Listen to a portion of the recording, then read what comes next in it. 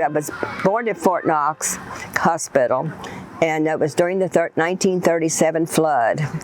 And my dad had to go to Louisville to help with the flood victims. And we caught the last train out of Fort Knox before the water covered the tracks to go to Louisville to stay with my grandmother at 18th and Hill. And so she went across the street and got a banana box for my crib. And so we stayed with my grandmother for 2 months before we could move back to West Point, when the waters started receding and the cleanup mess afterwards. I'm the oldest of 6 children. My mom was from Louisville, my dad from South Bend, Indiana. They met at Fort Knox. So we lived at West Point, and lived at West Point, Fort Knox, and Fort Smith, Arkansas, all before I started first grade. And then my mom and dad had 4 girls in a row and didn't think they were going to get any boys. Eventually they did. We had 2 brothers later. So when I was ready to start first grade, my dad got out of the service. He had been in the service for 15 years. And so we settled in Louisville, since my mom was from Louisville, and we lived near my grandmother. And so I was able to start first grade at St. George School. And the Urson sisters taught us at St. George. And we lived about a mile from the school. And we would walk to school. And as we walked, there were lots of Catholic children in our neighborhood. And they came out all from the side streets. We're walking along Dixie Highway. And kids were coming out, one big Catholic community walking to school every day. It just was a special time in our life at that time. And I still remember all the sisters that taught me. Sister Barmayo taught me in the first grade, and eventually later I got to live with her. And Sister Amata taught me in second grade, and Sister Walburga, Sister Pietra, Sister Clarita was my favorite. She taught me in the 6th grade. And Sister Bertilla and Sister Teresita in the 7th and 8th grade. And there were 600 kids in the school. We went to Mass every day, and on First Fridays we got to have breakfast if you went after communion. Got to eat your breakfast, and then May processions and those devotional things in our life growing up. And I felt that my faith life was nourished by my family, the Urson sisters, the priest of the parish, and the families that lived around and near us. Sister Clarita, I said, was my favorite, and she would invite us girls, well, guys too, but mainly it was the girls after school. We would clean the classrooms, her classroom, and then she allowed us time to sit and talk with her. And she had such a joyful spirit about her. And one of the things I loved about her was that every day when we come in from recess, she would practically bribe us. She would read a story for 15 minutes if we were good. And we would say, everybody be good, everybody be good. And she would make the story come alive. I remember she read the story Fabula during the catacombs and the early Christians. And I know there were words in there that we didn't understand, but she would read it in such a way that it was on our level and just enjoyable. So that was one of the things when I went out to teach, I did that. I would read 15 minutes when the kids would come in from recess. And one of the boys said to me recently, he said to me, "Sister, do you remember you read the Old Men from the Sea by Ernest Hemingway?" I really don't remember saying that, but reading it, but he did. He remembered that. But anyway, so there's where Sister Clarita, sitting with us girls after school, giving her time and her presence, I started thinking about religious life then in the 6th grade. But as I say, my faith life was very nourished with the school and the church and the community.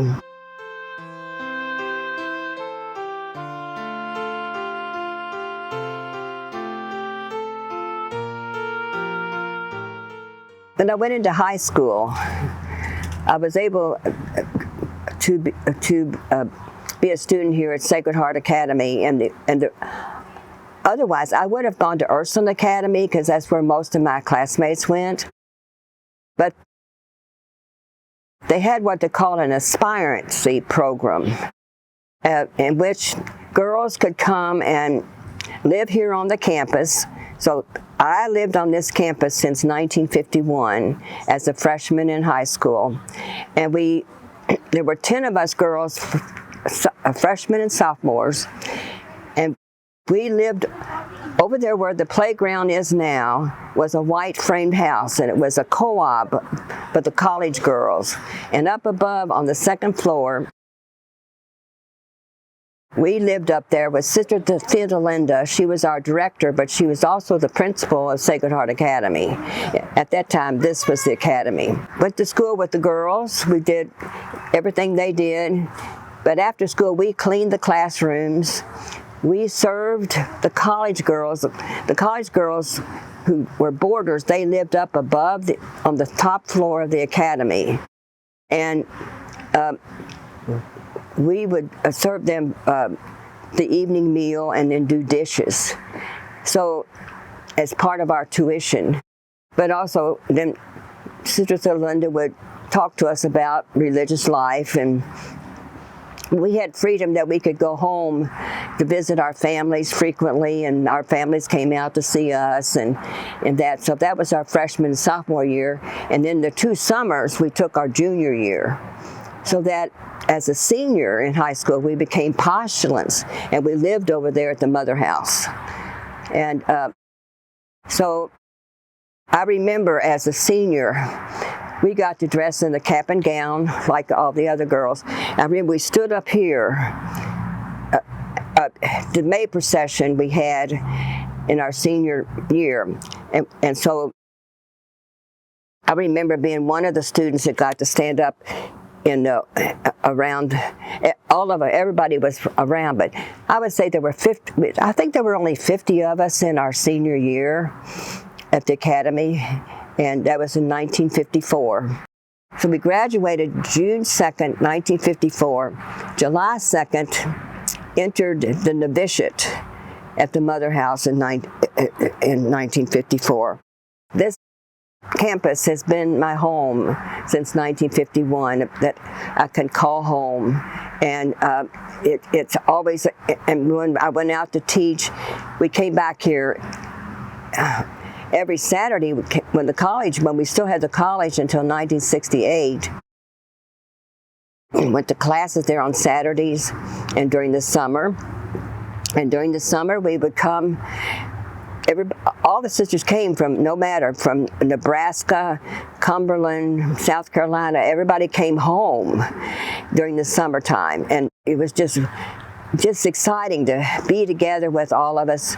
And some of us went to school, some of us did various things, and so that was exciting. I mean, it was a special time in our lives. And even now, even though we don't live on the campus, but it's still home. We wore the little black dress and the veil when we went to, as a senior in high school. And the girls, they learned about, they would ask us questions about about our life, and of course going to school with, and then we would, as a postulant, we would get up early in the morning, go to the chapel for prayers, and then in the dining room for breakfast, and then come over to class, and then after school we would come back to the Mother House and be a part of the ritual of the Mother House community. We lived on what we call the west side of the Mother House, which is on this side. The professed sisters lived on the east side. And so we didn't get to have too much communication with the sisters on the east side of the community because we were considered in formation. And then, so we were a year, from September the 8th was our year, the date that we actually entered as a postulant. Now, my family was living in Texas at the time because my dad had re-entered the Army when I was in 7th grade. He served 2 years in Korea during my high school time, and then when he came back, he was had orders to go to Texarkana, and so I went down with my family for 6 weeks to Texas, and then I flew back to Louisville to enter September the 8th. I was so homesick. I was really homesick, and that was during my postulant year. And then when I entered the novitiate to become a novice, my family came all the way from Texas to be here for the ceremony. And as I say, my younger brother, this was the fish pond here, and there was goldfish in there, and he fell in and looking for the goldfish. But anyway, I got to see my family for 3 days during my entrance into the novitiate as they came from Texas, and those who lived in the city only got to see their family that one day. And so how things had really changed. I did dress as a bride, and there were 15 of us in our class. And as we processed up in our bridal gowns up the chapel into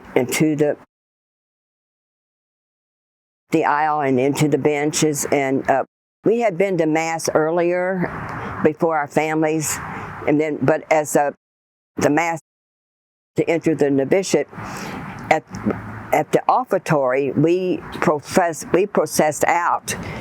And we had a sister, a professed sister, who would assist us in taking off the bridal gowns and putting on the black habit and the headpiece and that. And then we would come in after communion. We would process, all 15 of us processed in, face the altar.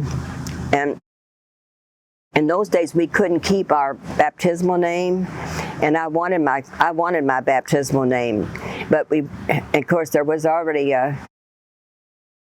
Sister Julia already, but we gave a choice of 3 names, and then they would give you your name. You didn't know what your name was going to be until they said, in the world you are Julia Maureen. In religious life you are Sister Mary Daniel. So that was one of my choices, and my mother was happy that I got that name because that was my younger brother's name. So after the ceremony, then we got to come out on the lawn. Well, I forget where we ate, but anyway, we had benches. It was July, and we had benches out all around, but our families would gather, and it was very strict as far as visiting and that. So my family went on back to Texas, and then my dad got transferred to Fort Knox when I was the 2nd year novitiate. And so we were 2 years as a novitiate. The first year novitiate, we had to do our theology classes at the mother house, so the priest had to come to us. The 2nd year novitiate, we could come over to the college for other classes that we could take to prepare us for teaching. And when we were professed after 2 years and made our temporary vows, then we were sent forth to teach. And now some sisters got to stay home and finish their college at Ursuline College, but I was sent out immediately.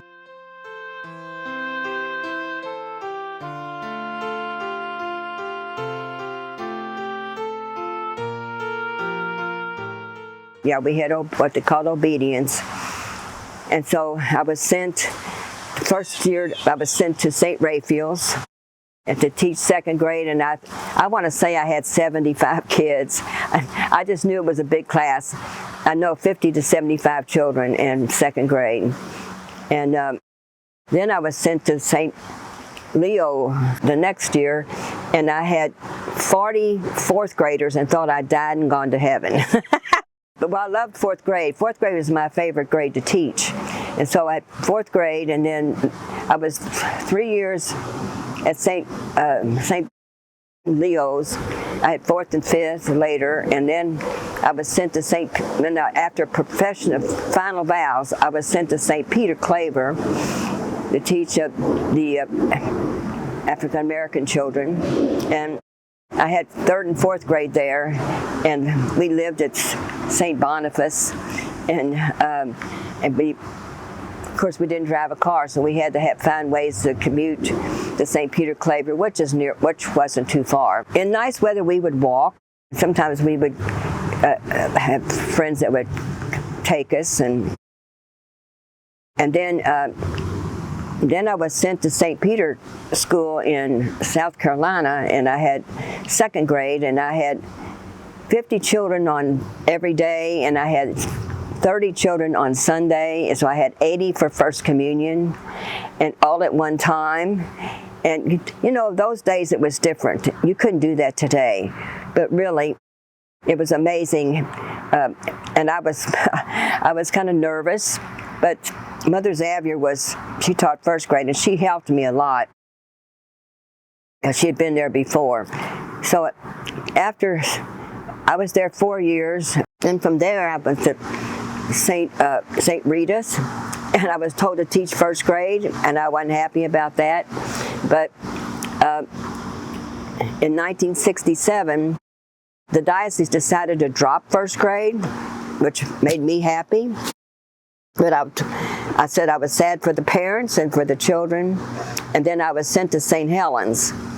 And when I got to St. Helens, I asked if I could have fourth grade, which was my love.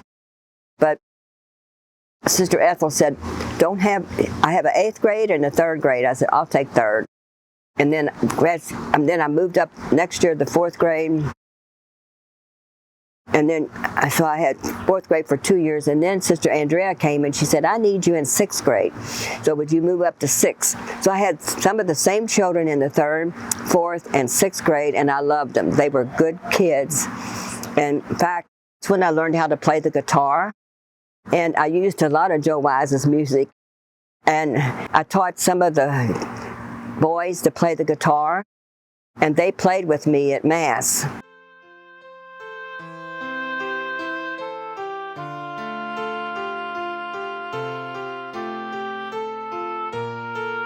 Vatican Council came along and opened the doors and windows and lots of changes in the church and in religious life. And so in the past, we had always been told where to teach, what degree to get. But when Vatican Council came along, the opportunities came for choices. And I had the choice to decide what direction I wanted to go in my master's program. So after prayer and discernment, I said I would like to be a part of the larger mission of church in religious education. So I was able to search out, with the help of Sister Isabel, to find the program, the Catechetical and Pastoral Institute in New Orleans, which was a part of Sacred Heart Seminary, the Notre Dame School of Theology.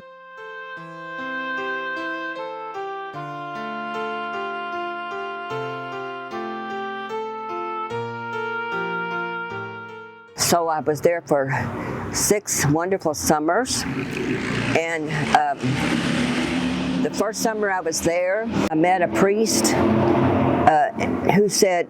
whom we had encountered each other a couple of years before that, and he was now the pastor of 3 little churches in Mississippi, about 50 miles from New Orleans. And he said to me, well, what are you doing on weekends? I said, well, I don't know, I just arrived. It ended up, he said, if you have some weekends free, I will come and get you and bring your guitar, and I would like for you to play in our 3 little churches and lead the singing in the church. So I got to go 4 weekends, He would come and get me on Friday, bring me home on Sunday. But we went to, I did the Saturday evening Mass and 3 Sunday morning Masses, one at each church. At the end of the summer, he said, "Oh, the people just love you. Would you come and stay?" I said, "I wish," but I said, "I've committed for another teaching year at St. Helens." So I said, "Now, if you want me for next year, we'll see what we can do." So it was very workable during the year. We worked it out. The following year, in 1973, I went down to work with the Trinitarian missionaries in the 3 little churches, and there were 3 Trinitarian brothers, Trinitarian priest, and Trinitarian sister. And my role was the director of youth ministry and the director of music and worship in the 3 little churches. And one wonderful experience was, his name was Pete. He played the guitar for a nightclub down on the coast and on the Gulf. And I said, "Pete, would you play in church with me?" And he said, "Oh, sister, that's different ball games." I said, "Oh, yes." I said, "I know." He said, "Well, let me think about it." A couple months later, he said, "Sister, I have a bargain. If you come and country jam with us on the bayou at a fish fry, I'll play in church." I didn't know any of the songs, but country music is only 3 basic chords. And I got in there and jammed with them. There was guitars, banjos, drums, and the women did the fish fry, and the men, I played. And so he said, "Sister, I guess I have to keep my bargain." I said, "I think you do too." So he did, and then I taught Raphael Nikes was a teenager. He wanted to learn how to play the guitar because he loved Pete. So I taught him how to play, and so it ended up at the end of the year, 3 of us were playing together. And one year was just a wonderful experience. It was in the rural area of Mississippi, and I would have stayed longer, but Sister Andrea from St. Helens called me and she said, "Father Spelker is looking for a DRE, and he knows you, and he wants to know if you come back and be the director of religious ed." I thought about it long and hard because I loved the people at St. Helens, but I didn't know what it was going to be like out of the classroom. So I said yes.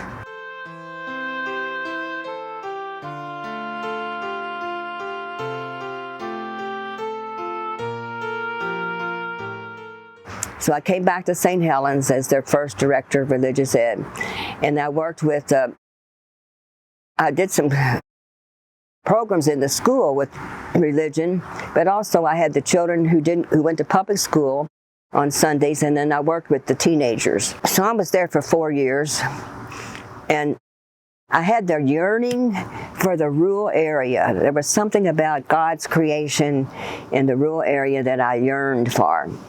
And so it so happened that Mary Ann Glazer, who was the director of religious ed for the diocese, she called me up one day and she said, "Julia, I got a letter from Father Timmel in Somerset. He's looking for a DRE." And I said, so she gave me the letter. I thought about it, prayed about it. I called Father Timmel.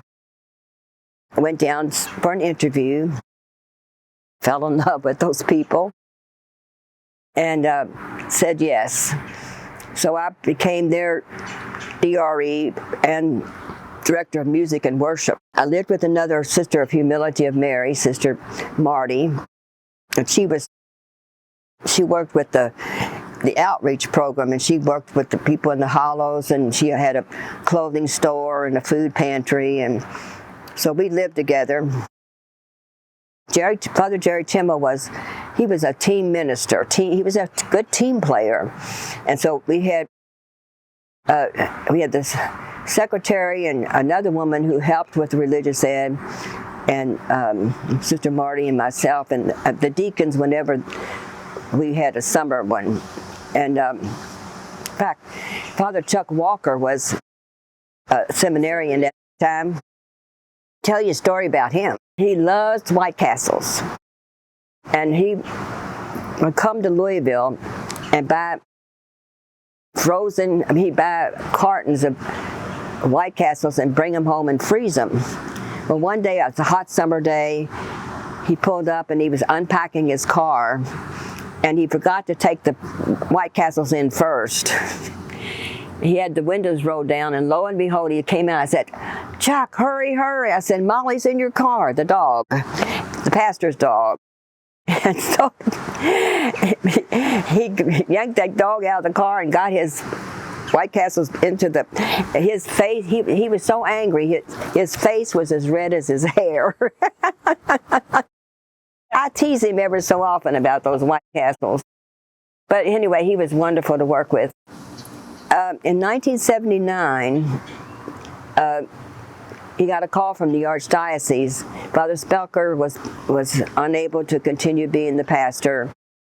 So they asked Father Timo if he would come and be the pastor at St. Helens. That meant we had to lose him from Somerset. And but he came to us and he said, "What do you all think?" He said, "What do you think I should do?" We said, "Father, it's your decision. What's in your heart? We don't want you to go, but you have to know what God is calling you to do." Well, it ended up he left, and Father Ken Toby came, and team ministry was not the same. But anyway, I loved the people there at St. Mildred. I loved working with, there was so much talent of music in that parish and spirituality. And so then, about 4 years later, I was visiting over in eastern Kentucky. One of the Trinitarian missionaries that I had worked with in DeLisle, Mississippi, with a retreat program, he said, "Oh, gee, come over and visit me." So I came over in Manchester, Kentucky, and lo and behold, he said, I'm in need of a pastoral associate. Would you consider it? I said, "Wow." I said, as much as I hate to leave St. Mildred, but I prayed about it, made the decision to leave the parish. And the reason I felt free enough to leave was that 4 deacons were going to be ordained, permanent deacons were going to be ordained at St. Mildred. And our Sister Mary Catherine was part of that preparation, preparing those deacons for ordination, and she was wonderful in Scripture. And so they were going to be ordained in June. Now, there were 6 of them altogether, but one was from Glasgow and one was from Danville. And 4 of them were from St. Mildred.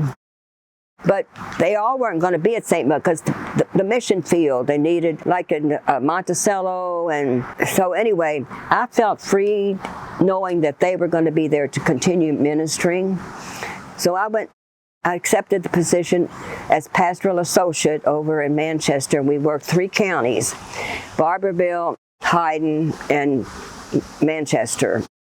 And there were a team of us. And so we had some volunteers from Trinitarian missionaries. And I used my guitar a lot in the different churches, and but also I did 4 vacation Bible schools in that following summer. Students came from Chicago, New Orleans, college students came and helped us for those 4 vacation Bible schools.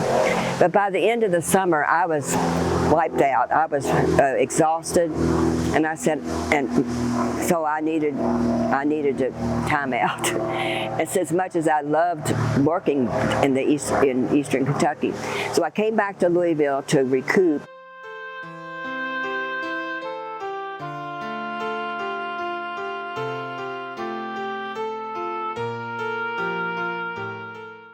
And then, in the process of recouping, I was, Father Jerry Eifler, I was living at St. Francis of Assisi.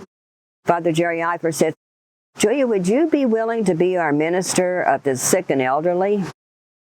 I had never thought about that, but God was calling, and so I said yes. And so what I organized the priest and myself, we took communion every first Friday to parishioners in their homes at St. Francis, and I visited nursing homes.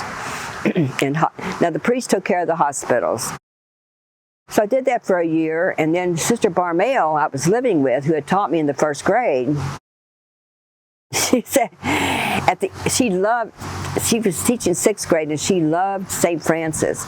She said, "Oh, Julia, I'd love to do what you're doing." I said, "You want my job?" She said, "Well, I don't want to take it away from you." I said, "Well, maybe God's calling me somewhere else."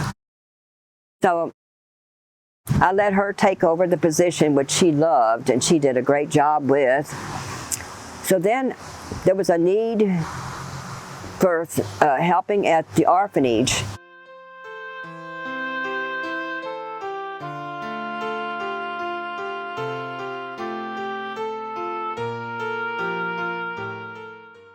I didn't take care of children. I did part-time of working in the Orphan Society membership office as a secretary. I was kind of testing the waters, what it would be like to be a secretary, which, no. But anyway, I did that for several years, but also the sisters, Sister Elodia, Sister Annette, Sister Loretta, and Sister Bernita, they needed transportation. I was the only driver, so I could take them to the mother house, the doctors, wherever they need, check on their needs. And my mother was in need at that time. I would bring my mother out, play cards with Sister Elodia and Sister Bernita and them. She loved it. They did too. And then from there, there was a need here on the Ursuline campus. The Child Development Center was just getting started with Sister Vera, and she needed someone to teach storytelling and music to 4- and 5-year-olds. So I did that for a couple years. Then I had the yearning to come back into parish ministry.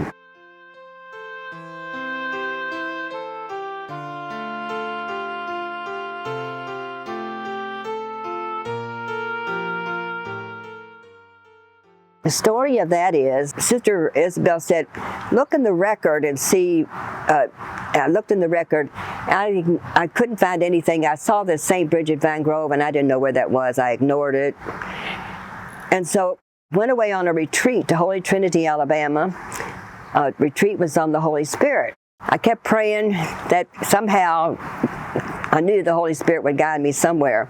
I come home and I look in the record and I see St. Bridget Vine Grove. It looked like it was in bold print. I said, "God, are you telling me something?" So I called Father Rapp, and I said, "Father, I don't know where Vine Grove is." He said, "Oh, sister, it's not very far." He said, "I come in every week to do marriage counseling." He said, "You just come down here and visit us and talk about it." So Sister Pat O'Leary, who was a Dominican sister who was living with us and teaching at St. Therese, she and I drove down on a Saturday evening. I said, "They have to have good liturgy or I'm not going." So went to Saturday night Mass, and it was beautiful, simple. And then after Mass, I interviewed with Father Rapp and principal of the school, and one of the catechists. And then after the interview, Father said, "Now, this is a possibility where you might want to live up here at the convent, or you can live in an apartment downtown." I said, "Well, Father, I'll get back to you on that now." So on the way home, Sister Pat and I was telling her everything about it and everything. She said, "Julia, it just sounds like it's ideal." And so the next day, on Sunday, I spent all day in prayer, wrote up my resume, because I had another direction. So I wrote up the resume and everything. That night, God spoke to me in a dream, which has never happened. It was a one-time experience, but what it was, I dreamt that I was trying to cross a road, and all these jackhammer guys with hard hats were jacking up the road, and I couldn't get across. And I kept looking away to get across, and finally one of the guys took their hard hat off, came over, and helped me across the road. I get across the road, and I look up, and it's a big mountain. And I looked up, and I thought, how am I going to get up that mountain? I looked up, and there was this huge hand. It was like the picture that you see of Jesus in the white robe and black beard and all that. And he reached down to a big hand, and he said, come.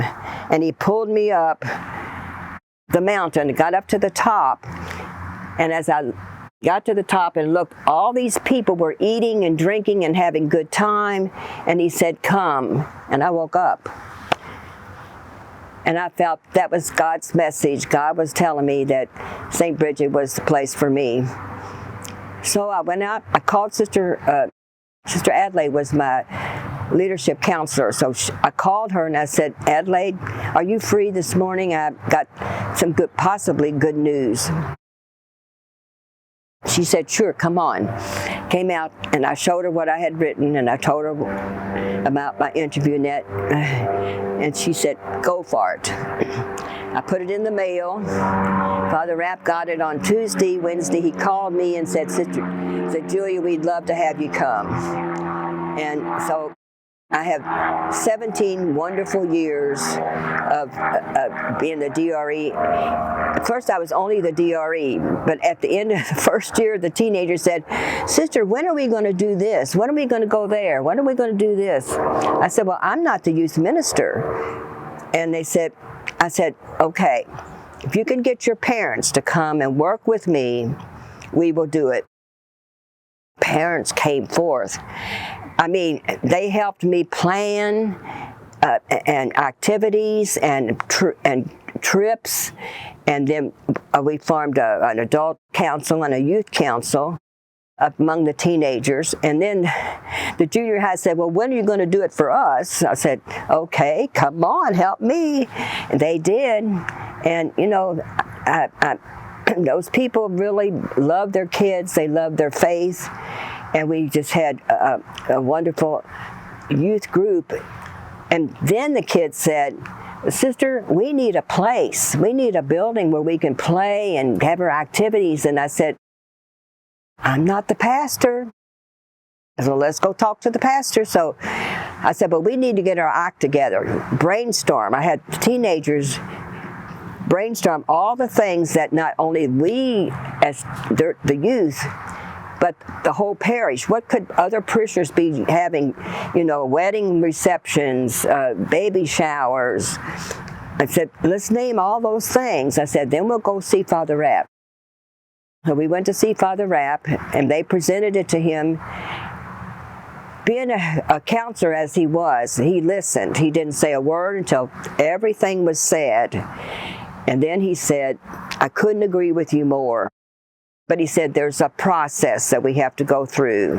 And the process was, get the feel of the people. Do the people want it? He said, I know the money's there. He said, I have visited every home in this parish at least 3 times. So he said, I know the money's there. So he had a town meeting. He spoke from the pulpit, and we started a campaign. He knew the process to go through with the archdiocese. And within 3 years, we had a beautiful community center that was built. And unfortunately, he had to retire, which he hated. He didn't want to retire. He had to retire. And in his retirement was when the building was completed. So we had his retirement party for him before he left. And the building is almost 30 years old now. And it's still well maintained, well used. And when it came time for me to make a decision to leave St. Bridget, I'd been there 17 wonderful years, and I still wanted to continue on. But my Ursuline sisters offered me a wonderful opportunity of a sabbatical year.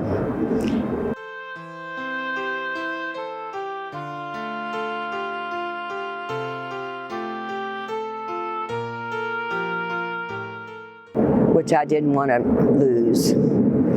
So I accepted the sabbatical year, and I had to my sabbatical year was at the Oblate School of Theology in San Antonio. So I had to make a decision by January, and of course the clergy changes didn't take place till March, and so I kept it a tight secret. I didn't even tell my family. I told no one. The only one that knew was the leadership and myself. And when I made that decision, and then once the clergy changes came, and I still remember I got this beautiful letter from Father Dan Lincoln. He was said, "I'm looking forward to working with you at St. Bridget." Unfortunately, I had to write him a letter and say, "I'm so sorry, but I am moving on." The people at St. Bridget still see me as part of their families. I have kept connected with the young adults and their children. I feel like a grandmother to many of their children.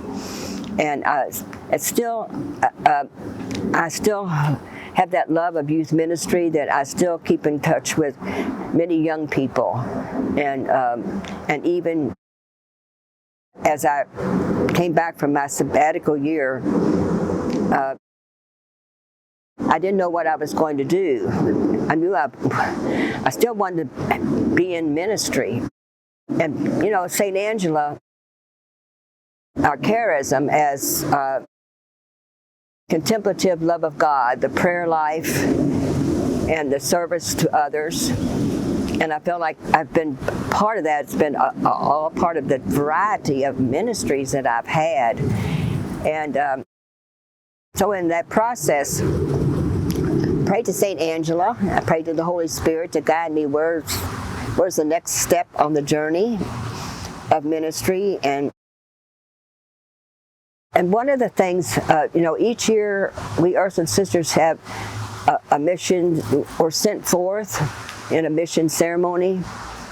And we have a theme each year. And one particular theme that has really stood out for me has been Be a Joyful Presence.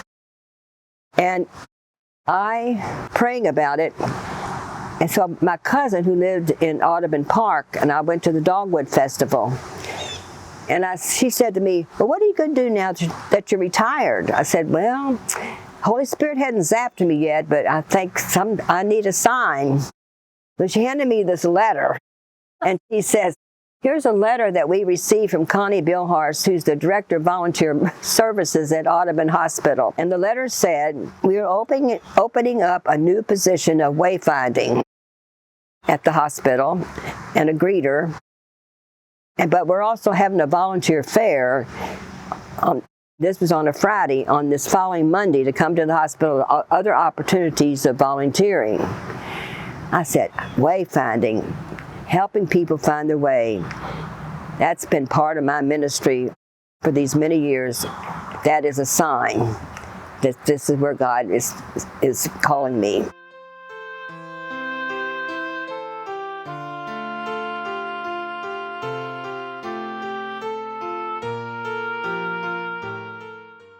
So I went over, met Connie Bilhars, and I said, "I'm only looking for one opportunity here, and that's wayfinding." And she said, "You're the first one." So I was the very first wayfinder that they had and have had. We've had other wayfinders too, but anyway, I was the first. And so that just opened up a lot of doors and windows and opportunities. I've had so many wonderful people that I have met.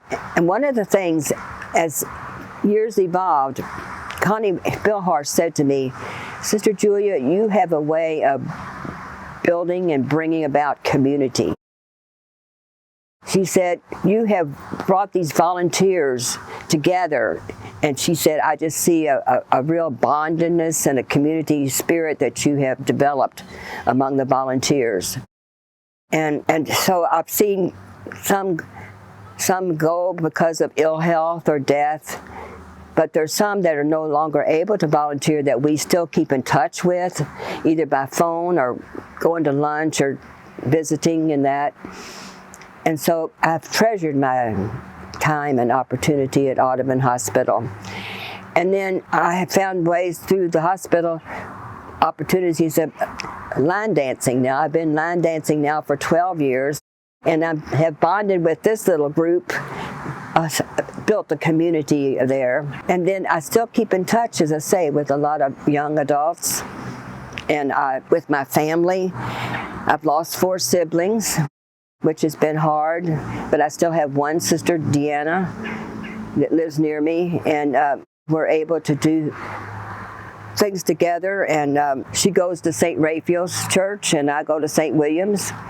So what I do, I Zoom church St. William's on Sunday at 9 a.m., and then I go to 10:30 Mass with her at St. Raphael's. And I'm so grateful that we Ursulines have so many ways of reaching out and helping others and witnessing. I was been a part of a group when Father Jim Flynn was.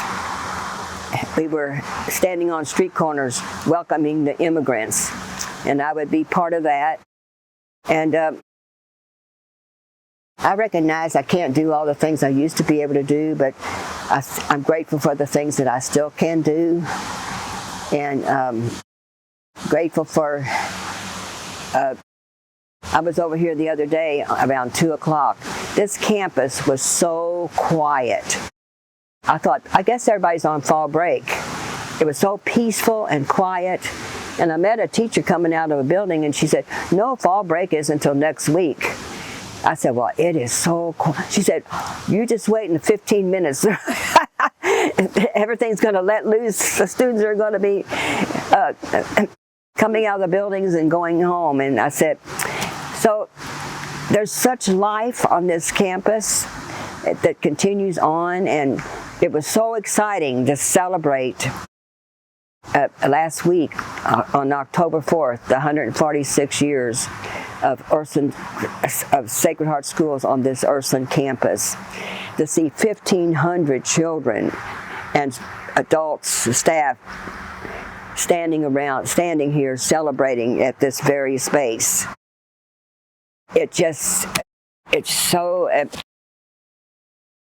It touches my heart so, and St. Angela's charism continues on, not only through the sisters, but through the associates and through the faculty and staffs of Sacred Heart Schools and the students. It's certainly a legacy to be carried on.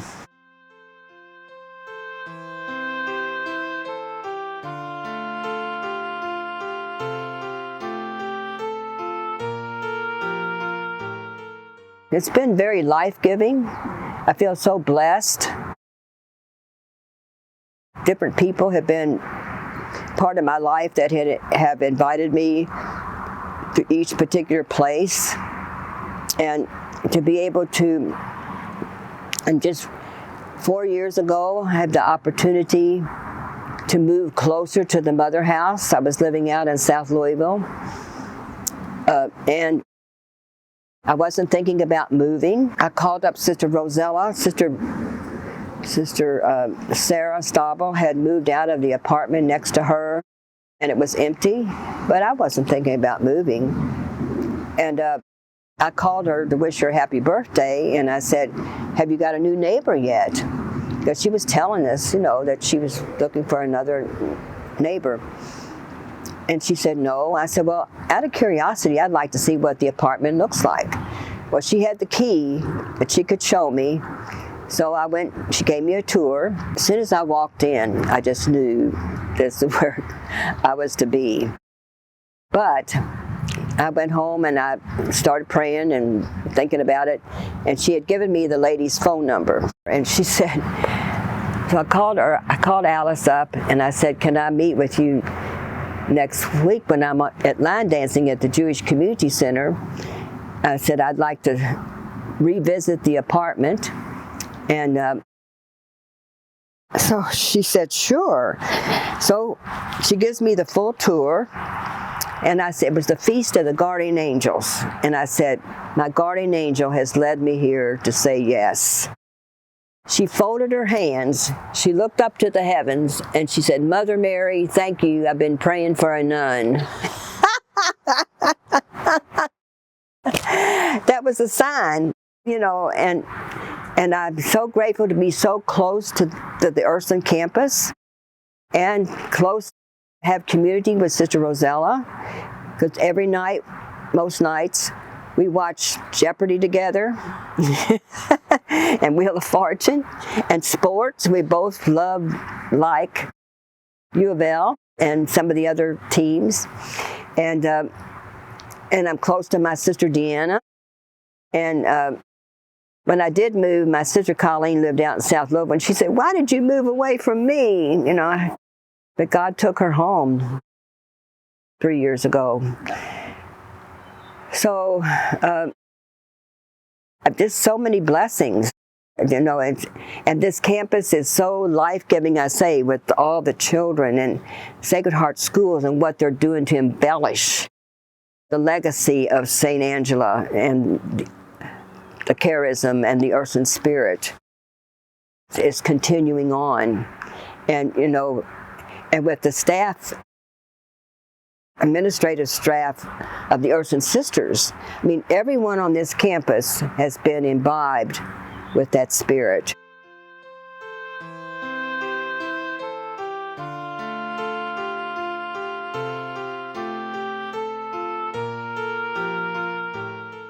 We do not stand alone, we do not walk alone.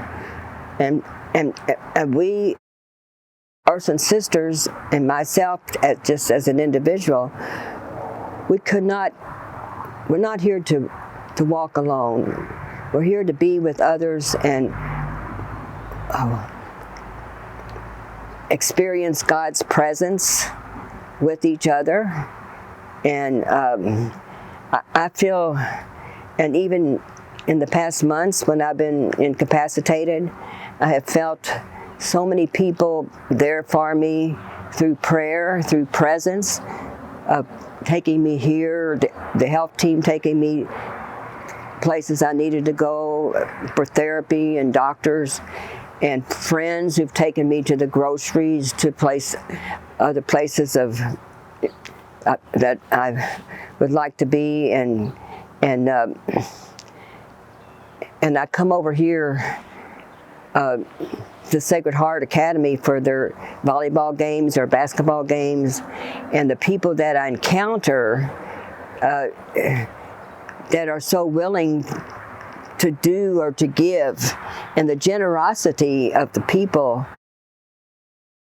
parents and who are part of this community, and who give of themselves because they believe in education and the legacy that the Ursuline Sisters have left, have continued on.